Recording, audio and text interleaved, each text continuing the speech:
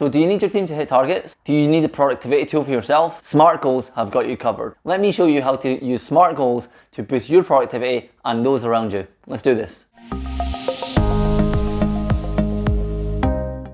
Achieving our goals can sometimes be a struggle, but by using SMART goals, a super framework that allows you to achieve results, the framework helps you with your professional and personal goals. Also, if you're leading a team, these really help with your output and productivity of the team. So, how does it work? So basically, it's acronyms of acronyms. So S stands for specific. He was very specific on that point. Rather than having a vague goal, having a specific outline, it will boost your chances of being successful. Examples of a vague goal are something like, we will complete our payment feature. Say what? You might think that's fine, but if you start looking at the language, you'll see very quickly that it's not. What does complete actually even mean? What does payment feature refer to? You aren't able to share that across the business and for everyone to have understanding of what that means. Instead of doing this, you want to be as specific as possible with your goal. An example would be, we release the upfront payment system.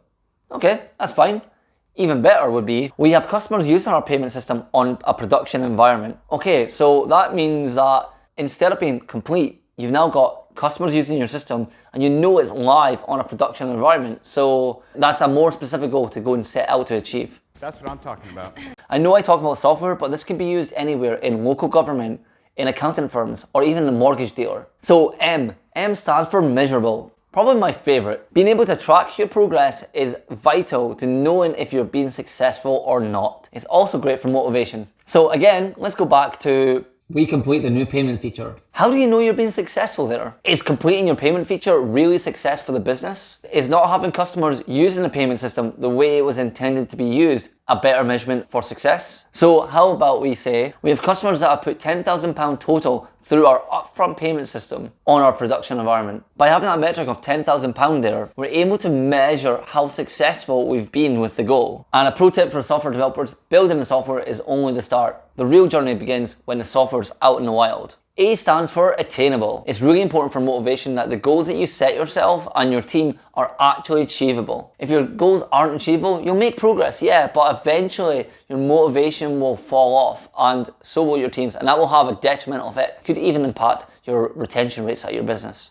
Are you serious? So your goals should not be impossible. They should be challenging and achievable. So of course we want to shoot for the stars and shoot for the moon. By having a vision of where you want to get to, you can work backwards so you have smaller goals that get you there in time. So in the example of our upfront payment system, the team can break that down into a smaller, more achievable goal. Rather than starting at £10,000, start at £100 or £50. So that turns our goal into, we have customers put £50 through our upfront payment system that is on a production environment. Okay, so that seems achievable. Build the software, test it, release it, and get maybe 1 or 2 customers through it. And that's definitely achievable. Maybe that can be done in a week or 2. Next, R stands for relevant. Ensure that your goal is relevant to your business and to yourself. For businesses, make sure your goal actually ties in with a 3-year plan or a 1-year plan that has been set out by the CEO and leadership teams. How does the goal you're setting fit into the bigger picture? What part of this goal will ensure that you're being successful in terms of the long-term vision? And if it's a personal goal, why does it matter to you? And where does it fit in your life plan? And always ask yourself, whether that's your team or you as a leader, why do I want to achieve this goal? What does it mean? And just make sure that's relevant for you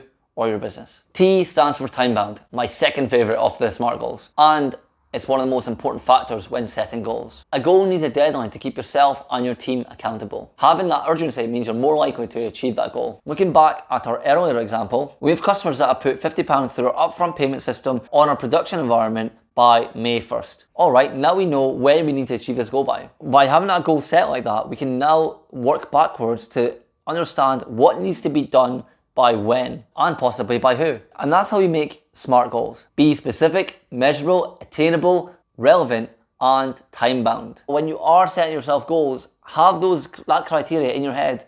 Every time I set myself any sort of goal, I'm always being specific. I'm always got a metric that I want to track, and I always tell myself, when do I want to achieve this by? And it allows me to just stay focused on what I need to do. And don't forget, you can go back to your goals that you set and tweak them and change them as time goes on. And that's all I've got time for today, but I hope this has been useful on how to set goals. Remember, stop starting, start finishing, and stay safe. See you next time.